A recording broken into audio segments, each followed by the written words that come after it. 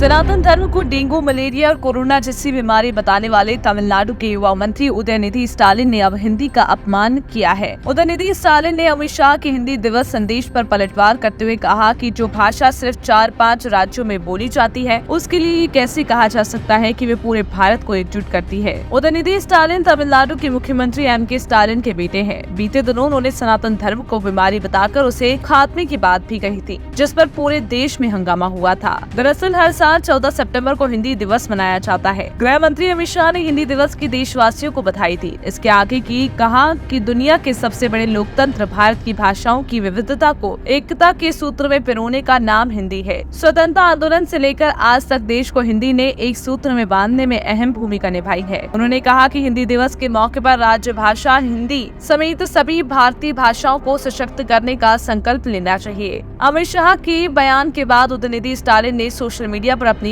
प्रतिक्रिया दी। स्टालिन ने लिखा कि मैं केंद्रीय गृह मंत्री अमित शाह के उस बयान की कड़ी निंदा करता हूं, जिसमें उन्होंने दावा किया कि हिंदी भारत को एकजुट करने वाली शक्ति है और ये अन्य क्षेत्रीय भाषाओं को सशक्त बना रही है। देश में केवल 4 या 5 राज्यों में से ही हिंदी बोली जाती है और इसलिए अमित शाह का बयान पूरी तरीके से बेतुका है। यह आजीविका पैदा करने की आड़ में हिंदी थोपने का ही दूसरा संस्करण है। उदयनिधि ने तमिलनाडु और केरल का उदाहरण देकर अमित शाह के बयान पर सवाल उठाए हैं। उन्होंने कहा कि जहां हम यहाँ तमिल बोलते हैं, वहीं केरल मलयालम भी बोलते हैं। हिंदी कहां समाहित होकर हमें सशक्त बनाती है। गृह मंत्री अमित शाह को अन्य भाषाओं को सिर्फ क्षेत्रीय भाषा नहीं कहना चाहिए, उन्हें ये अत्याचार बंद कर देना चाहिए। आपको बता दें कि हिंदी दिवस के उपलक्ष्य पर ये सभी बातें की गई हैं और साथ ही अब विपक्ष लगातार सत्ता में बैठी केंद्र सरकार को भी निशाने पर लेता हुआ नजर आ रहा है। इस खबर पर आपके क्या विचार है, हमें कमेंट सेक्शन पर जरूर बताएं। लेकिन तब तक के लिए आप हमारे चैनल को सब्सक्राइब करें।